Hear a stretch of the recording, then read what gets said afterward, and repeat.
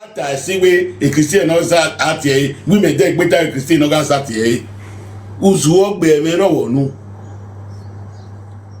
o wa nyenye gbegun wa ni kekan o pe no ge wo ku no ge yan wa pa ogbugboku iya egbe no lo waruki ni bigo ni ya make na bege cartoon no ro wegbe e no se ni na bigo ni na pa odere be ni pa odere na ni ya bege e ma ni mu ye picture cause wegbe ya ze gwan ibiori sago e no se mi na biegbe odere be biegbe odere na owe to ni sa ya we nu ya gbo ni san ibiegbe odere be TikTok ni ma make na bege cartoon gbogbo kin gbogbo opiawe ti gbogbo na no wa gbin ni bi yegbe okay no be ni la na ni àwọn reti to pa ye bege ese a ba ye bege ohun tan na se e yon wa tie ni wa do pon ni me ye can disgrace we dedegbe e me can disgrace we ni ya opia we o kon gbe Ajepkako gogo rabo bu mi nwa help ya mo kia mo bo kia le to enu mu hia e kia na se totu wi nu mu hia e kisi we no de gbe ime mi ku era gbo na wo se no na taveri o bo me no ta no se no na taveri o cause e mu e bo gbiyan wo da fun e baby no wu me yeah, no one already me or who my friends for America, I'm not friend, I'm not friend who then it tear down with phone. One of Banoiri. Oh, what you have a shabu no, Upon your Masani had it being ye.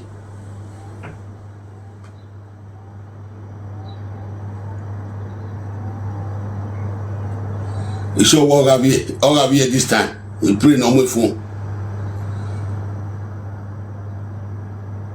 Oga vie no sepu no agay hello my love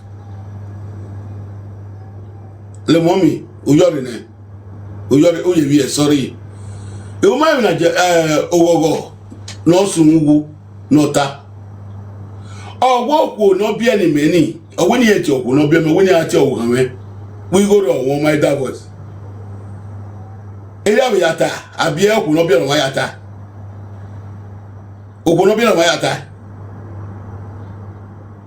ere buena koa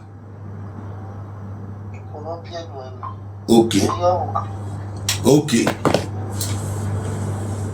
magiro wapabi e Christi we me ime kuri ife o givie e Christi we me no ku no ma re megiro idiota e video no pe ni memie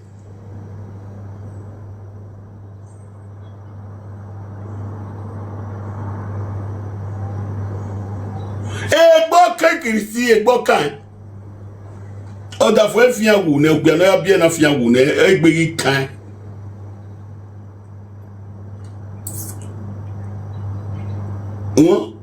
azebo uti azu o dedegbe mommy ere na de reshet na wege una ina do block we Portugal ya de wu na akia we mepu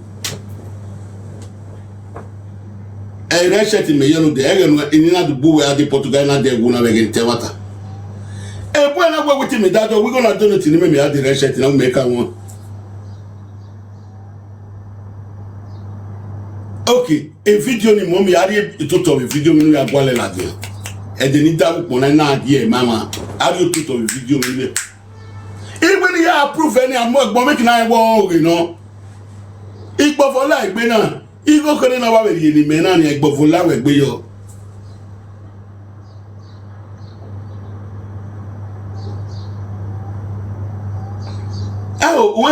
we no to we na mommy ya disgrace agmoga gba e megu ni me na disgrace yan ni when ti me disgrace ma bi social media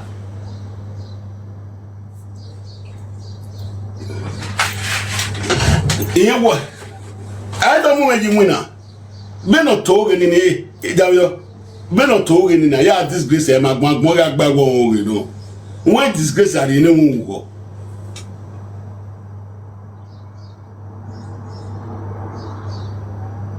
okay Nago wonorina. Nago wonorina.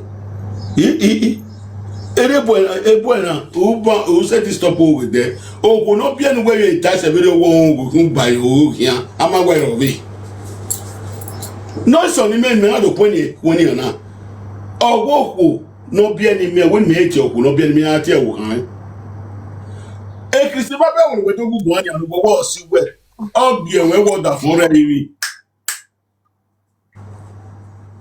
A video no, oh, be aware. Umodobe imi mabege ya ka mwe umenwa wa we ogie we na Ajepkako egbugbo adoku no bi enu gbo wa we ma gba gbe oke pa wa we re na abi enu pe abi do okun wa yi ti e gbe wa gbe ma o ki ma okun no bi eni ma a ti e gbe ma. So I imagine when Abashawo no condemn no that when we not tell me where do Achawo ni Abashawo no condemn no that go ni e me go one because he ain't one.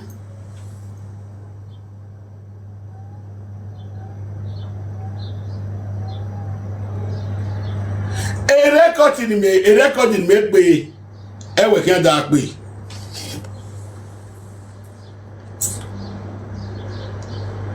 Mommy fiana on what you mean. Yati will go on what you mean.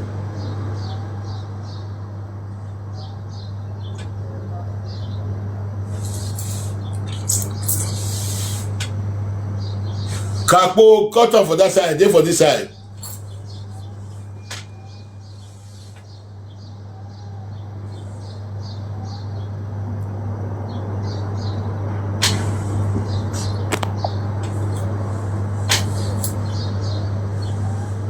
Look what that person did for door. Look what that person did for door. We open door for her.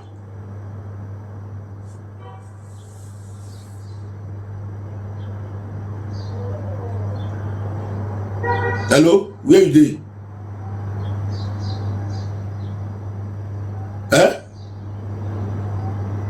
I don't know whether I leave 5 they come and place now. E2 A29 the C2 C2. Okay.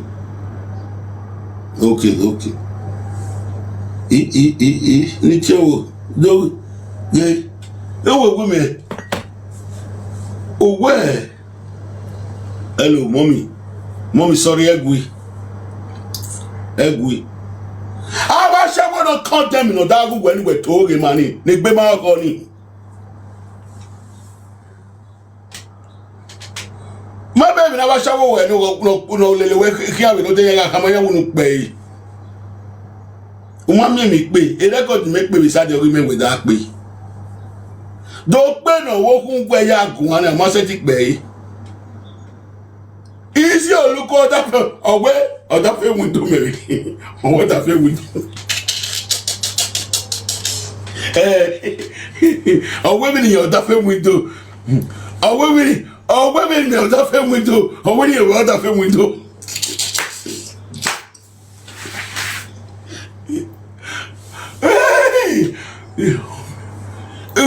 Ubere Christine, no, I thought your policy were given. As a boy, Ajepkako say we talk give when you.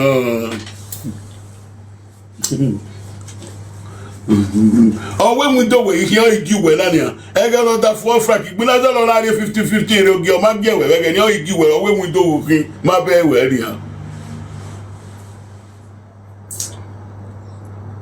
Ije ni pe yan. O ije bu na to igbe wo. Even me this last year. I will make the video. He may make the video. He may maybe. Oh, that no game. Oh, I know game. Many a blogger me na ya gba le video game. O ma ke me ya finish we no dem ye salad. Oh, that no game. Oh, e be ni meje. Di me ma block we fake account we ya da game. Di me ma block we ya kan do we click e wa da game. Everywhere na da ye fake account we wo kan we na da ye fake account e be via. National cake wala daje e fake account ye me na e no ba no say de go ogare ya bombi go make fake account baba na Oh, what real life video with TikTok? Yeah, why you do? He said the video the game no back I just work video no how I do tell my back. He had very platform or whatever.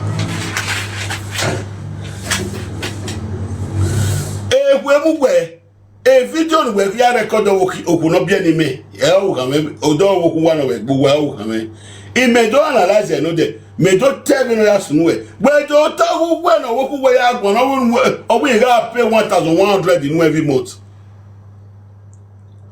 Oh, mammy, where when you go back when we talk, when we were talking, ye, or what pay walking. Or what does the way no that's over. Or woman ba or get more for wa or why about go here of it. Or finish you. All this gracie way. Ina do ti ye no ma. Ina do ti ye ya be na. Asigidini ado dam e record. Ogun no mu we la obo ya. Owo yin ya gbugbe ya gian do ya kokko yin do ya pay estate. We here do carry ya. Well, women have your me funny Christina agbe ya gawodo.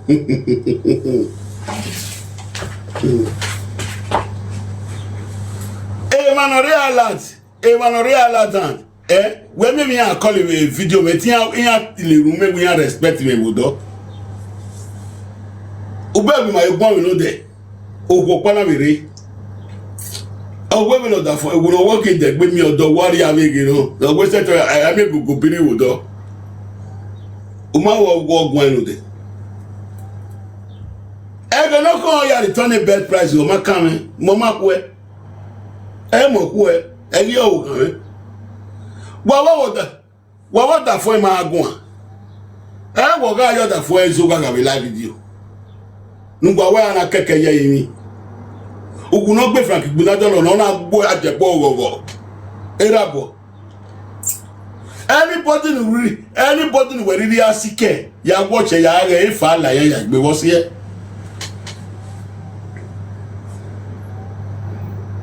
fa ga be la no ke gbe ni anu we e ton e su ni ona la dia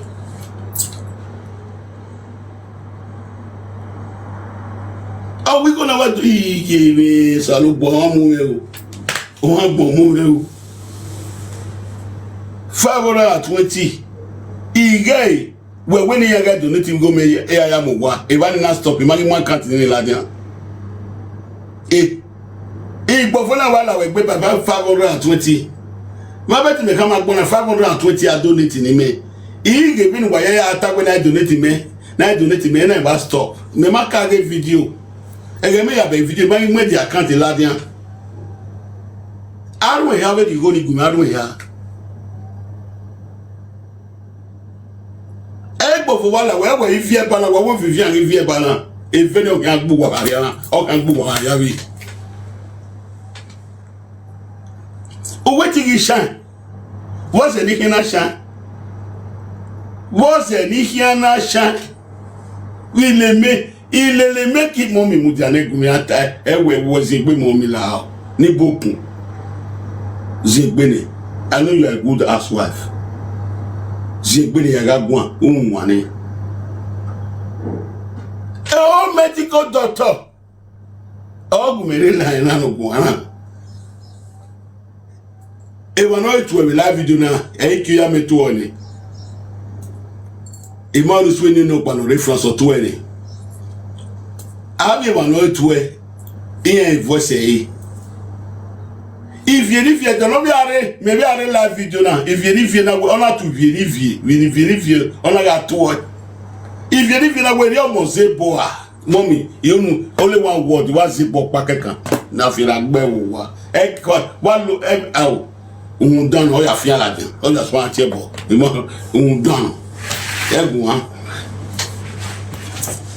Where are you? I care for you, careful. Wasungu ido mo ashawo ka bia no pia we ni no pa wo do no te police no da fo ni do mu yo wa ewe gwa lo benu gwe mo ko bia o da uya mo bia o ko nu we yari na no we che owo ku we na Vivian national cake we na mo ya fe ko ga ngbo para mu yo wa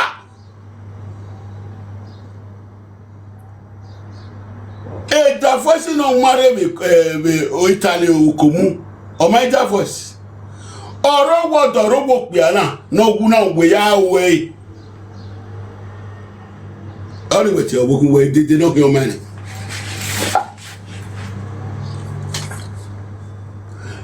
Ajepkako,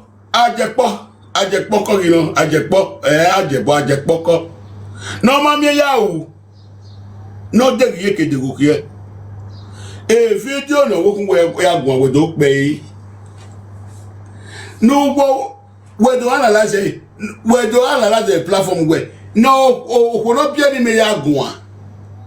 Me analyze no de when I act beside the way. Where do I analyze all way? No, open be way I want maybe to pay beside me. They we analyze it. Hey, glory will I know where they to me happy with 1,100 every month. You may pay over.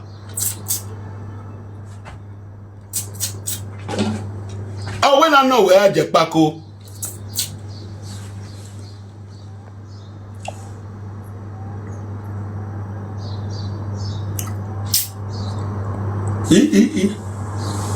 Oh, wait a minute. Salut, bois.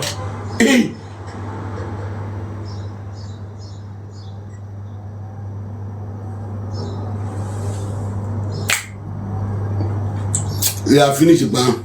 You have got the city, you have got the carton, you have the perfume. When invite them there on you, you know, more buying. You have got the way carton, the city, you are the we do the date. Ni only, and when not say another proof way. Nay, our shadow on the way here, no platform already. No, we got be so man, they are making our bow. We no jail out. We no let me at the supermarket to not do help the valve your pony with the mulofe. But that one Ajepkako, no soon where the Wurowa. Bueno, who we can almost setting with Kunuku. Whoever was 16 years, almost said be me for me and no, we can't be a Spain. I want my money. In my way. No, we're be around here, bleach, where you bleach me your way, we don't make an hour for when we for. Oh, you piano, oh, what the one guy you were at your ball.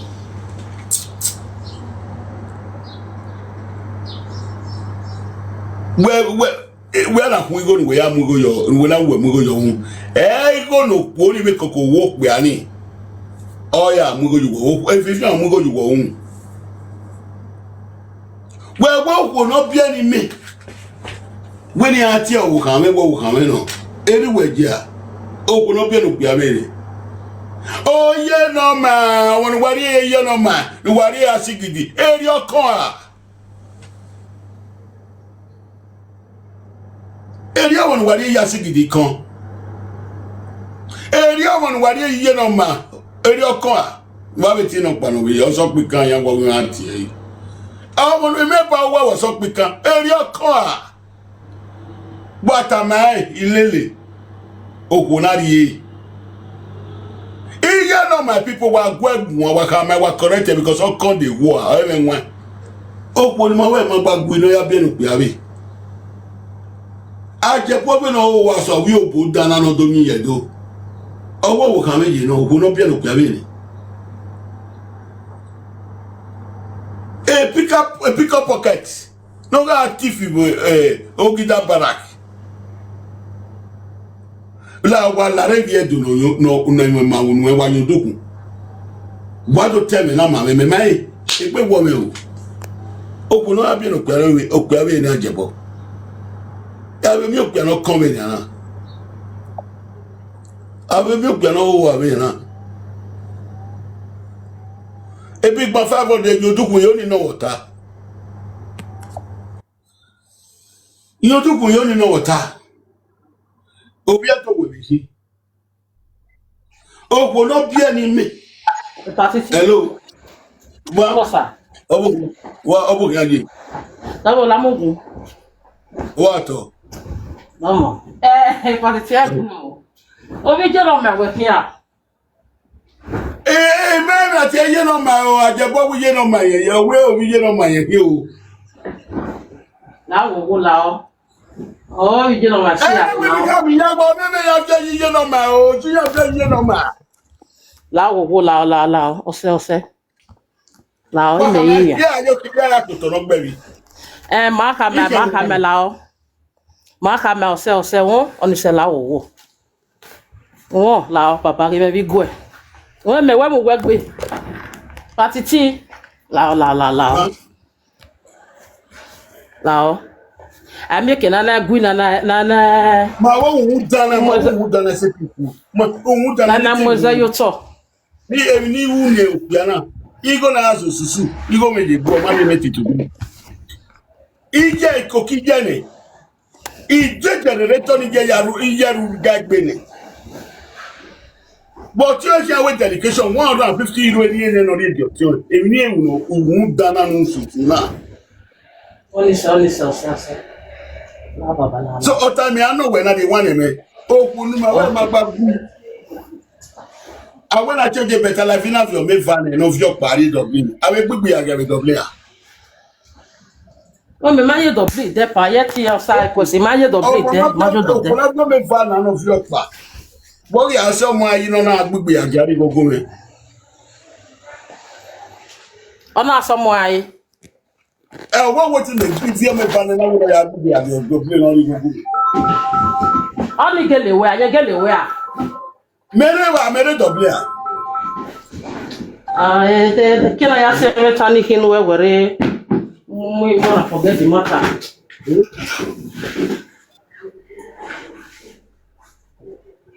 Mere la video.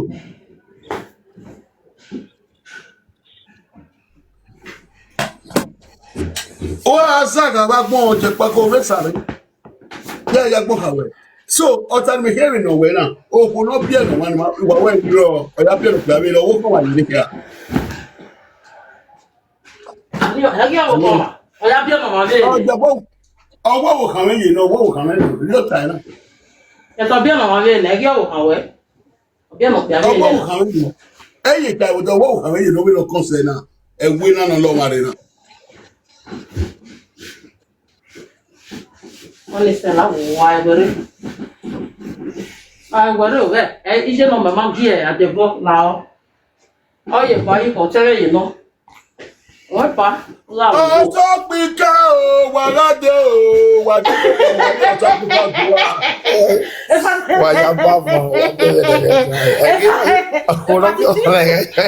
E pa ti ni ba na kure o wa be saga ima. Asobi ka wa ye saga. O le patiti o. Patiti we be saga the general Nigeria. Lao. E pa nesi we so una bumere o. La bumere patiti o saga ima. Enya saga ima na wo ka la wo. Ya enyo titi. Okoro que le pasó más, ¿no? Like, yo como Only way I wo kan e. No. Stop pika pupa. DJ Atiti wa o be su na.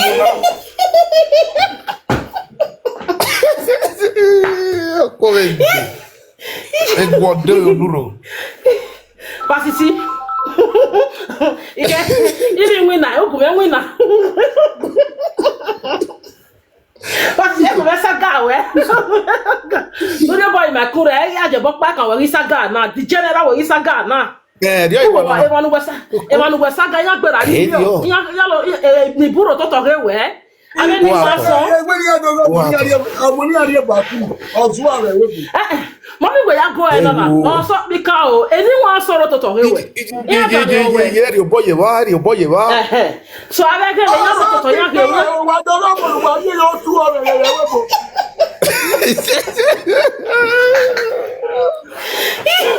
Oh ya ke.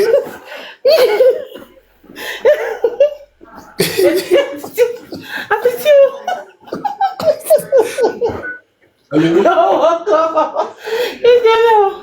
Panese ogia gbe mo mama. Ati ta lo ogia ma mi ogia gbo wa. Atiti agbe won o. Anyone, Oh, so pika o. La àwọn náà wo ní la bóyá la egbere o. àtúnú dára níjà. Patiti la o se La. Ṣé dọ̀wọ́n náà wà lójú òmù yẹn náà. Lagi age na se we. Oni se. Iye. La wo wo. No, gwaje bongo no wa set no wa set e ma to wa e. Ọkọ̀ àtàmúnà. Wa were. Patiti ni yado ayodukun ni yado na wota. Ọkọ̀ àtàmúnà. Mọ̀ jíjẹ bòyá adé. Kakabo. Patiti won. Ma le gwa jobo gwa agwori. Ma gwo egbon. Oh, something go. Atiti wà lè sùn ẹ̀, Atiti wè sùn ẹ̀ ní. Ìjọba àwọn ẹ̀dá ilé kókó ẹ̀ tó máa hàn. Iya ere fwa pinya dan yo, ene nya be bu, ene nya be do ta ma we na. Ìtàmà ẹ̀ yàmá bẹ̀ hàn. Yénu mà ló pọ̀ tìzẹ̀. Ẹ̀jẹ̀ ya tẹ̀ bọ́ọ̀nù ẹ̀. O e ko hepatitis E ti ba ta ma we. Because the general usanga na. Data je bo we mi, wa be bukere wa be egbere wo. Aje bo so pikan. Ọwọ́ bá mi. Ẹ̀yọ̀ dọ́ ni, ẹ̀yọ̀ dọ́. Only say hepatitis, hepatitis only say. Tutu God, ẹ̀yọ̀ dọ́. That man like we ga yodukun He told me oga comment section. Ya yodukun wa tie body the person. Or wa fi on the comment section. No. We na go so we can no asigido. No. Don't try that. Láwogo. Hepatitis la.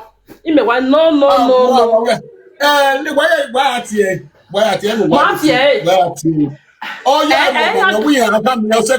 Oh we are come. Atiti when we kana. Ozo kuka. Iye no mano po dize. Edam no doge. Láwogo. Hepatitis only say. Igwa be mi awe ni digwe. Ma wa na to ta wa ata yo ya ru o ma me.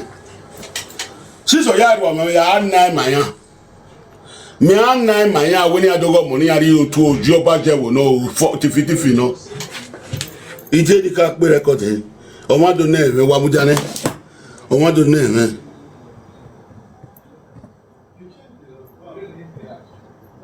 Wa mu dia.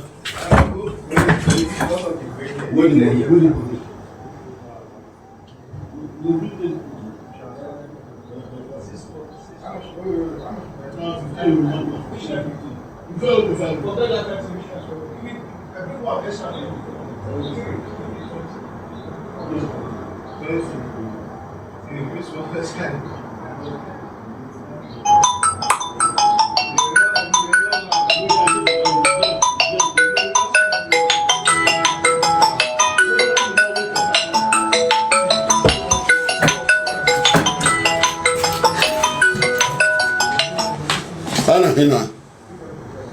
Hello, Obukia. Koyoji. Wato. Umi oku na musi e. Para we ise number we no gbara je body pepe wo. But ugba me wo ya ru oma. O ya ru oma me. O wi ya gbodi je oma gbe me o. Yeah, but please, you know my head ya Welcome.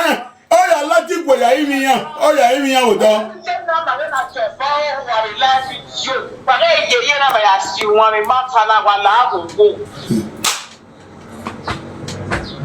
Wa mi me gbe. Ajepkako. See, man, I go. Because it might not make nonsense now. It's society now. Life with you. Wagumen no. We have your dodo. We have a dodo. What we don't mind. We don't let my bug be me. Where they laugh because I'm pissed off. My charger, but we love it only on one and I say no 18 cut 19 you know my life is doing me well. We don't know my because you know my egg more cannot take back to the man. So where you know where you go. Me ma tie bo no woro pa e metia anu abumeri sisi eta iya ma ho e na we ni dogwe ta Mate, no ba muire no maka no ba ma da ti wa mu wa wa ni something body. Okay, Oma. Okay, where was he? Where was he? How you know ma? Awe ogidia. Awa sigidi. O mo men wa mu yotu nu wa je. O gboru no ti wa, o ga asu ni wa. Wa ma na wini na ina wini gwa ni West go. Nu wa make na on. Wa so on enia. Wa so on enia nu wa ti e. Sisi ya go do wa ma won. Owo tu ni ye no wi an ya gbe mo ha. O wi e ti o dudu ne iye no mayaji. O we no dudu ya le mu ebo. Gbiye. After we know dudu kati. Sisi wa ma na we need to go. Iya no ma wa ga do. O so pe ka wa ga do. Omo nu wari otu ojoba jowo na we webo. No po e mere mi o so pe kan no we lo so kan. Ni amujo wa. No po mujo wa. Hey, ana. Iya so anre ne. Ajebo ya kama isewe egbe. Ajebo mi aka mwe isewe egbe. When I used to roll my mate to start with Ihamawe 35 years ago. Atiti egbo mu ya. Oso kwika we kan we ya saga. Egbo mu ya. Eta wo de. Oso kwika we kan we ya saga. Egbo mu ya. Ogun gbidwe, ogun agbotu ngeni. But just one. Let's go there. Let's go there. But I said you agwa Ajepkako no ya iwo meme. We had a come wa agwa pera wa bijue.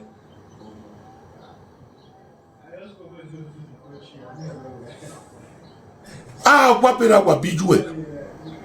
Awe bomu. Ogun kan bijue.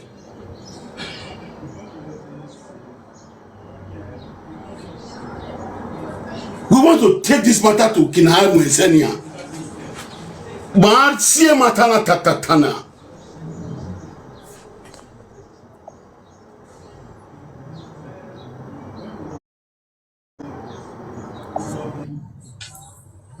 Hello.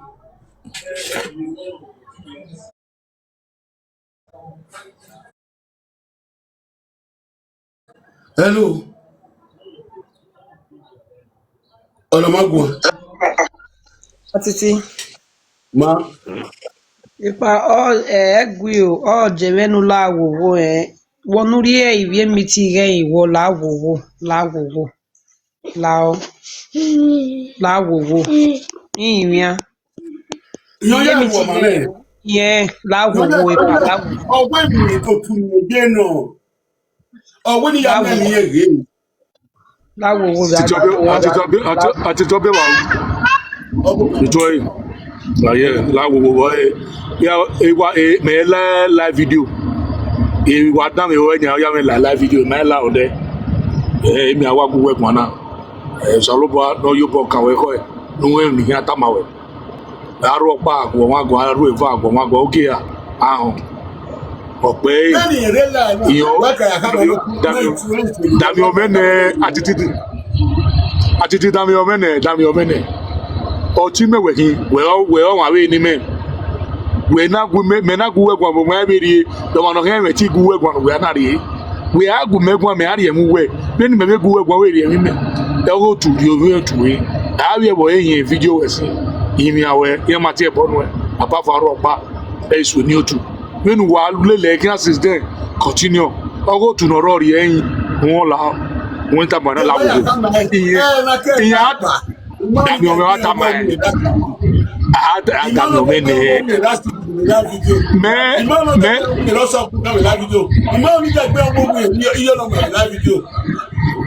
Atiti I go egwa drop me live video I me dami lo dudu wo yi me la me la de me ni gwa be respecting no we na da we la oma me gi me oma dami ome ne dami ome ne ye no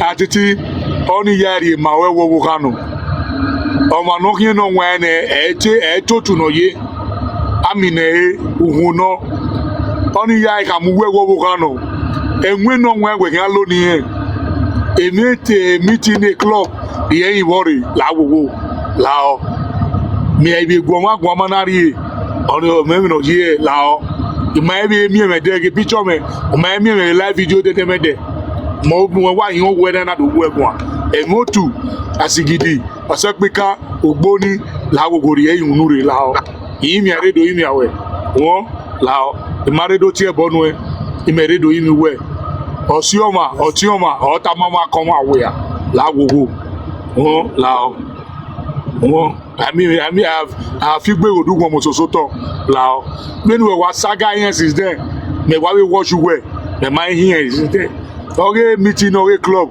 you know la wo iyen we yan gwa lo we men yan gwa lo we men my dey worry la àwọn èso ni o we da we me Atiti koyo da we me mo ku we kwa na ma be di ola Atiti Obukia baba. koyo Obukia wato. bega be no suno yiba o bokewe o ari be no suno yiba we e bokewe o ari egbe me ri o mu da ne egbe me ri o amahone o eri o da mi o me eri o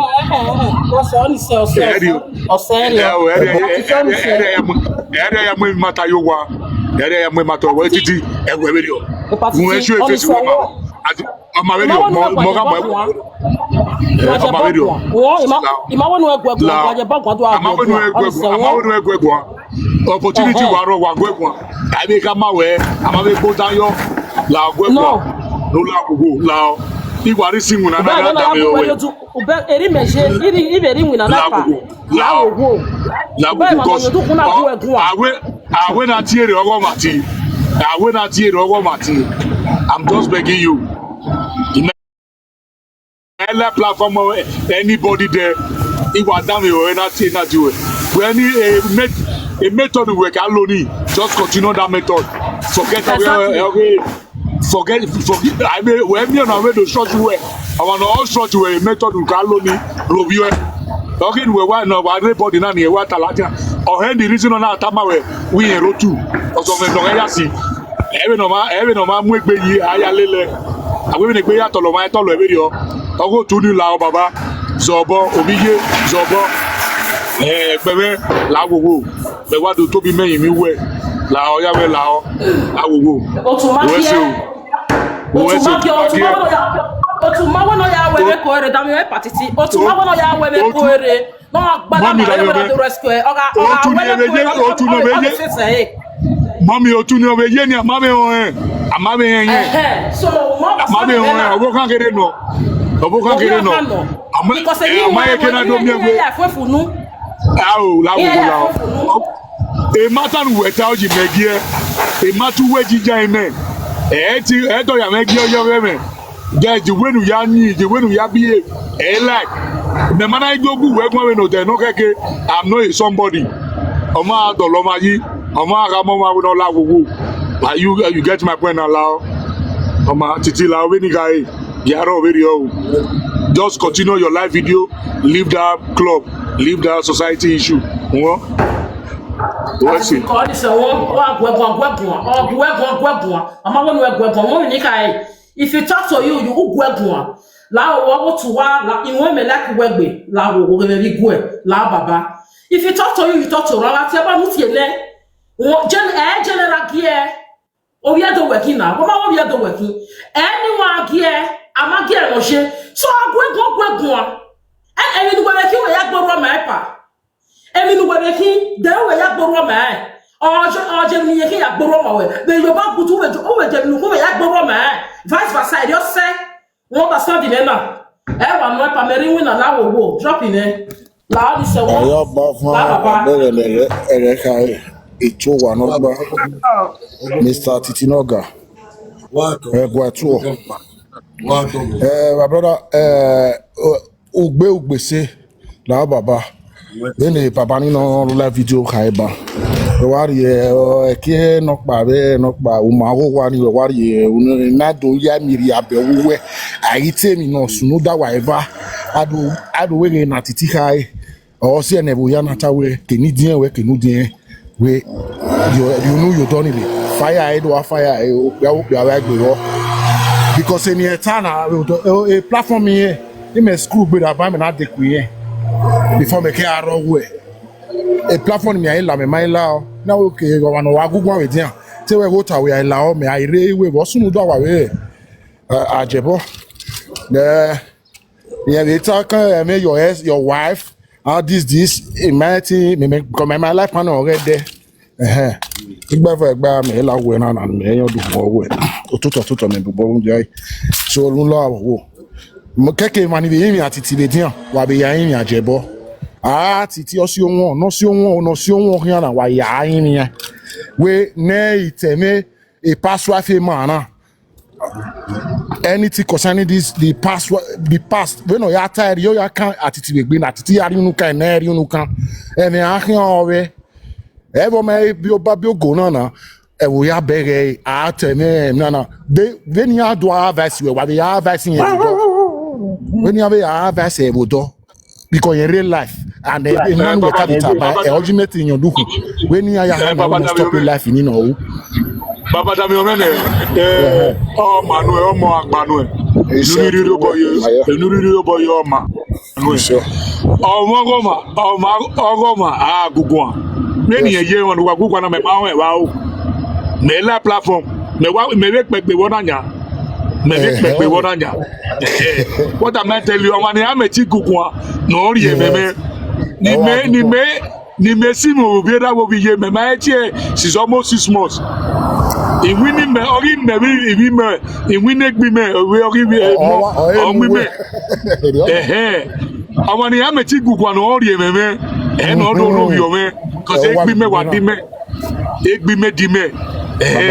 o ma no be me sa na ege mi sunu dai o be abalo me be gbe wi me buyin ade be ni wa gbe guy ni since there o wa vi on you are on top. I'm telling you the truth, you are on top. Ota waru wonu awa bi eruwe bi we masa iraki nu ya with am e masa o hala you onu gbe so we agagun a me park moto me park trailer igi gbe na we dogun me sun moto are you getting my point now? What am I telling you? Abe a skill we worry any it's okay agbowoka azobi yen na anagbowo wa no agbowoka azobi yen na yeme problem yen tem la ke solve the oni wa gomanu party ti wa gomanu we kona wa kun ejerichi me back yeri obi je no rero muhin so elafina ya wa temo pa ma we dene na you are a nice person agbona na ma je na o mama na luerere we evnu kin awe ukin obege omo no gbode omo no gogo omo no miemiesi ogwo ma gogo ukin emi opa ni atama we la wo baba ma bega be ri mana no gwana nia saloba no jugo ya goyan no be ni ave mi no be wo gyan nia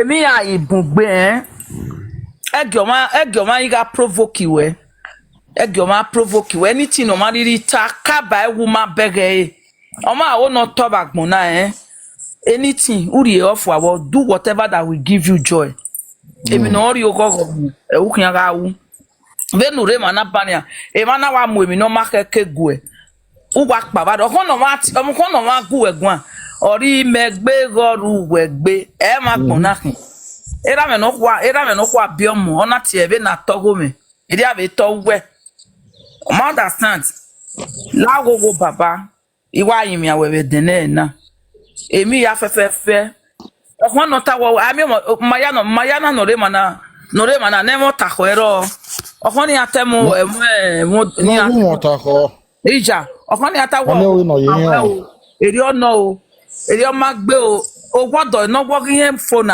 ero ihe agbe ya je e pretend ya je no gbe pada la dia aka go awo wodo ma no ma toge la dia no abiji manede eni ozie gbo wodo aberi maya mu gbo be ni efu gbonia ugbonia aka ya kokomo maya ni sofa mane no sofa na gbe ya fefefe e mo ya fefefe na ibiele be we bo denena eyan ya ni sofa na ria no sivogwa abiji maya ni ri oja le lodo e ya do le we bo denena ni ene mu no ma si o ma o ma understand me na la gogo baba eri gomoro pagbagba mi ami no mo tako What's your mommy?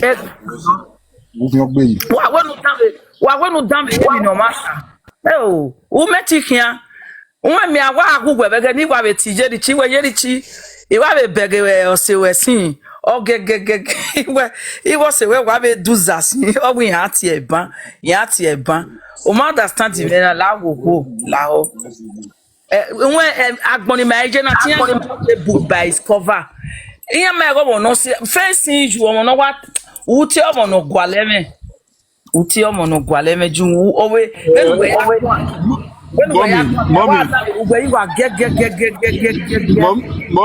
mommy worry about matani Atiti saloba no rest spiritual face you his spiritual face was saloba no ran wa ibiye wa yore do adege deep wa ga adege deep wa enwe igo run no buwede abi mada no guwe zu no guwe me na iya adege ene oye uni awo ni amoeso igo ro me mi gegbebo ye buwede igo owado no buwede e manda o ka adege fe no bo wade o ka moeso ri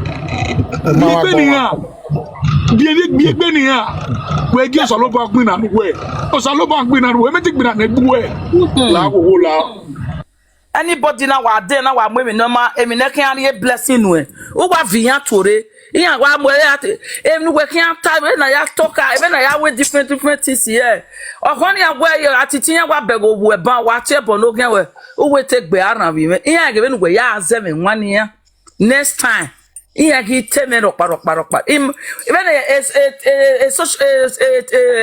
ekpetu ge na ni mayaje na e ma neme jo bonoma no do si o ma fieti o busebo iya akpabo gugere bania iya bi are je iya akpabe te ya de o piano do aro vi gbe bi rabi je ban ra Atiti emeni dano gbabe no ema ya retinya emi awe na egun kan odo face de to face yen ware o wanyo duku owedo egbo mu osun arovie egbe wan be ri oria wa ya wa dolo ugo o ma ti ebo no ma makporu no sugbe ona we ni do poru ni wu emi no ma gba oko ekosalobua mo understand me eni ka ona e no do si opo ya la ota ason wa fan ari orun ason wo wi ari orun eru enegin awe e no ma do si opo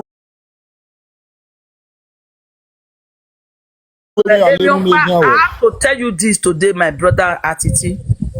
Mabego ebo no makere, ebo no makere. Afi ekegbe. Ohun I pastor. Emi ni odo o mo boy problem ni ma ni bume. Mami ebo nu gbe kere na ona ame bona gawa. Ona ame ni ka o to ni kere o. Ode ugo kere o to go ni kere. Ejo bokpe agba me ejo bokpo ba me wa mudia ni bije mo pa wa mudia ni bije mo ko ni mo go me nu ma. Ulerun. O ti ebonorebo we ni. Oba gbina nu e. Oku ade oku ewere gbe nu oku ewere gbe nu oku ewere gbe nu e ma ga yan we wo pe na ya pe o ma ye mi roparopa gbe because o ma fi ekegbe wo nu kere. Believe in your ancestors is real but many people they don't know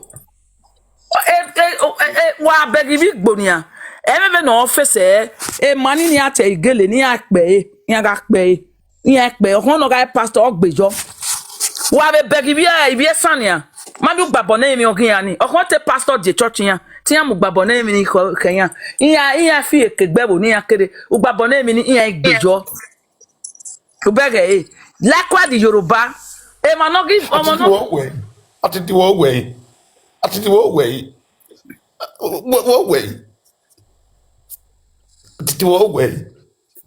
I be ti Atiti wo we bai no we te we kin no wan ọjọ́ pínká yà kú ẹyọ. ọmọ abẹ́dì ọ̀rẹ́ ya tẹ́mẹ̀ ẹ̀bùn ẹ̀yà tẹ́mẹ̀ yàn ó mọ̀ta là ó mọ̀ta ìwà ènùtẹ́mẹ̀ gà àtàbà Atiti record wẹ́dẹ̀ o sẹ́ndẹ̀gẹ̀ mani asẹ́ndẹ̀gẹ̀ o mọ́tò wẹ́tò wẹ́gbẹ̀ wà á miẹ̀rẹ̀ gbé o record ẹ̀fọ́ náà o yà pa o. wọ́n á sún wò iye náà máa gbó ẹ̀ ọsọ pé kàn kí wọ́n gbó ẹ̀ àṣekìjọ kí wọ́n gbó ẹ̀ nùjẹ́ nìyí. Onise ave bon aso kwama irio e filu no ge moro paro e bona wo aimi na wo sísè tí ẹ̀gbọ́n ni òfin àgbé yẹn. e izejin ya provoke we o oya ma get TB Joshua when no send the TB Joshua e man ni wegani be ni ma ati bonese be ni ma gbegbon se e ze yo moro paro pai owe because orion no gun yen ni aya nderun ni managbon no orion ni adoya assignment no magba owe oye be yin ye bo man omo no salo no tell you gbo no me am opiaju wa it's not everybody no go can respond iya ge we ma respond da yen pa suwe aye izejin ya ma izejo ami no motako mami ne brother meta ba no re mana ba no do yun du ba no do take nonsense me winner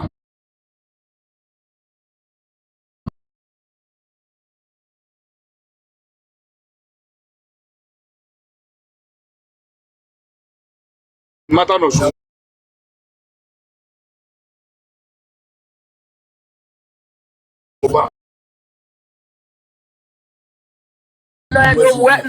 no se we na re TikTok no ya we no be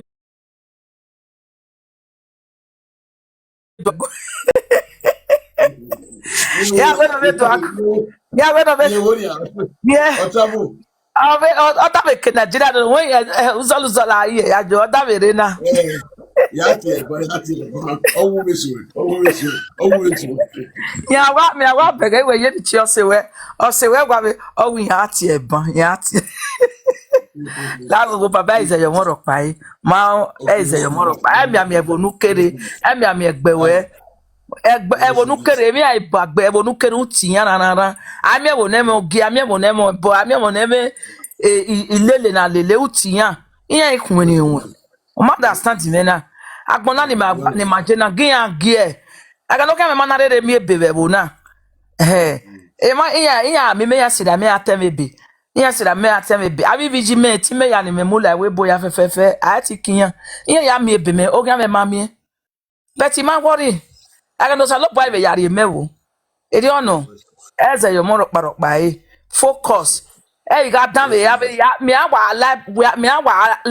awa begugwe ni imana jinwu na imana na mi obo iwa be la o encouragement we need goma we saga goma ya mueme ma gwewe titi do wono na iya goma iwe mi ropa ma be nu wa focus je me be nu wa ko wa ya iwa dan me we derio una we bi ya wa be mueme ba ti ma oni asunu je ni no gbera gbiri kian abati o ma understand be nu ya dogun in a matured way e kona wa ari ni me o ma da we o ma ti e bon o ma na jo better we are be bogie o ma we gi go we what's when not discourage o be o be ga una wa lo enwan ni ne be dero baba la wo we is your moro parokpa won ze jiyan wa be dem fun ni ma dem fun lu won yo pa ni wa like ni wa like ijore ni o wa gwi kankan be no do ya ladian ameve ga ladian ba o me bo ga gun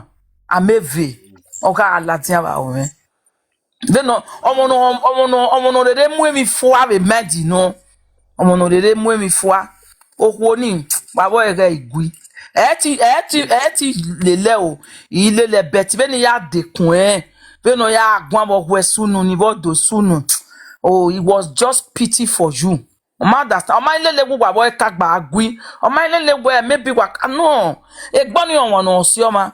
ma no do yere juwegbe odo ayere ogwe no ven no sisi wa ven titi we be na agbomani wa wono na eri obo kan we le eri ama wono na eze yo moro parokpa emi no ga provoke we do aoyo we la one every live video do yo box mame udo aoyo egbo ma be de oni ga isike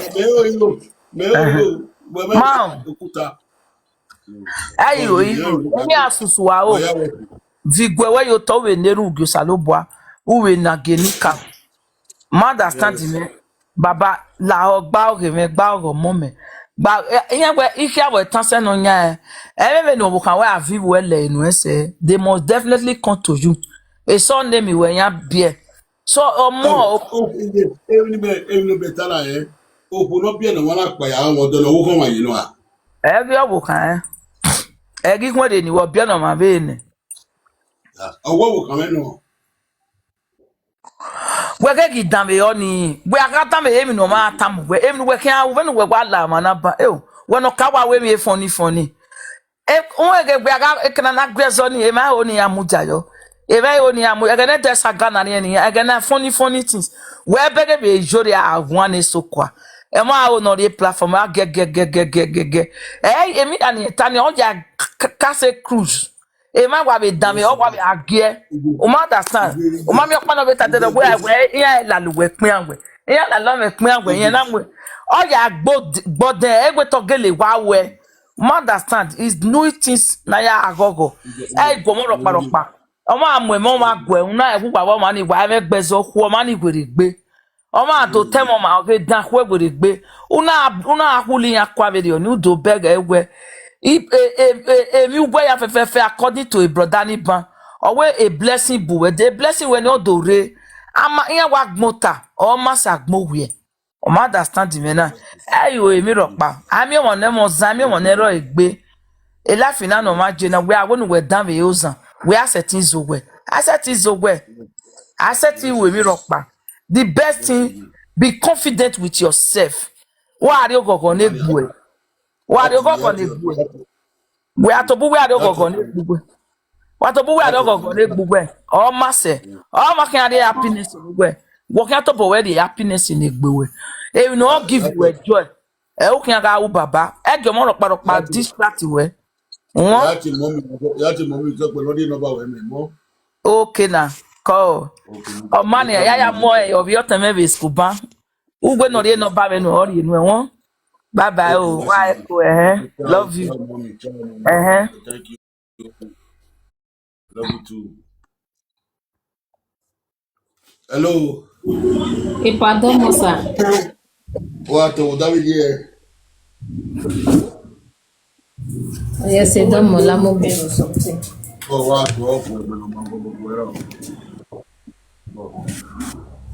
don mosa won be